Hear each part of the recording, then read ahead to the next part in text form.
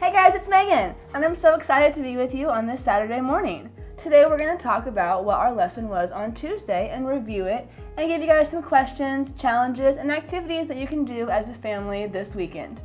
Now, our lesson this week was about how we humble ourselves before God. And King Saul was tormented by depression and fear. His servants brought David to play the harp for him because David was a man of God and a skilled musician. The music soothed Saul, so he kept David in his service.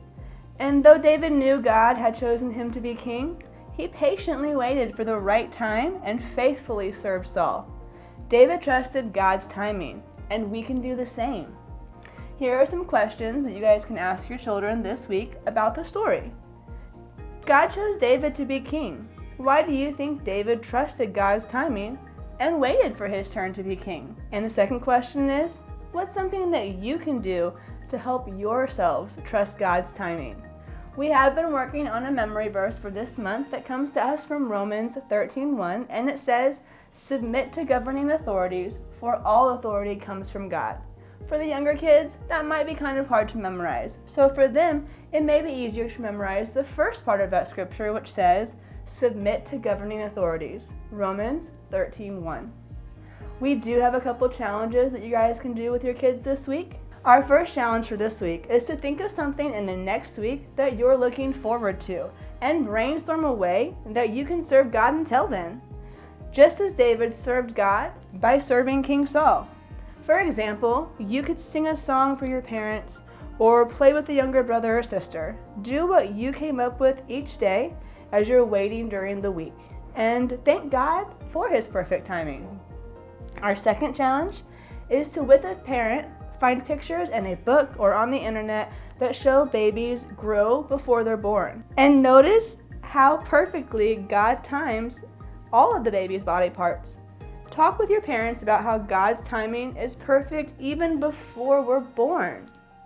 And your third challenge, this week, sit down with an adult and list the things a child has to learn before being considered an adult. Thank God for His perfect timing in the way that you grow up. All right, and we do have a couple activities for you guys this week to do as a family. The first one is called slap hands. The first thing you're going to do is hold out your hands, palms up, and have someone else hold out their hands, palms down, over yours so your palms are together. You're going to flip your hands quickly over and try to slap the back of the other person's hands with your palms gently. I know some of you are going to try to go hard for that. Please don't. The other person will try to pull his hands or her hands away before you can do it. If you successfully slap the other person's hands, or if the other person pulls their hands away before you move, you win. But if the other person successfully pulls his or her hands away after you move, he or she wins. Give everyone a chance to play slap hands with one another, and discuss how, when you try to pull your hands away, you had to pull them away at just the right time. Talk about how trusting God's timing means doing what God asks, even if you're not ready. Or if you're ready, but you have to wait for God to move first. And our second activity you guys can do with your families this week is called water race. And what you're gonna need is 2 paper cups per family member and 1 pen per family member. All right, are you ready? The first thing you guys are going to do is gather your family and give each person 2 paper cups and a pen. Poke a hole in the bottom of one of your cups and fill the other with water.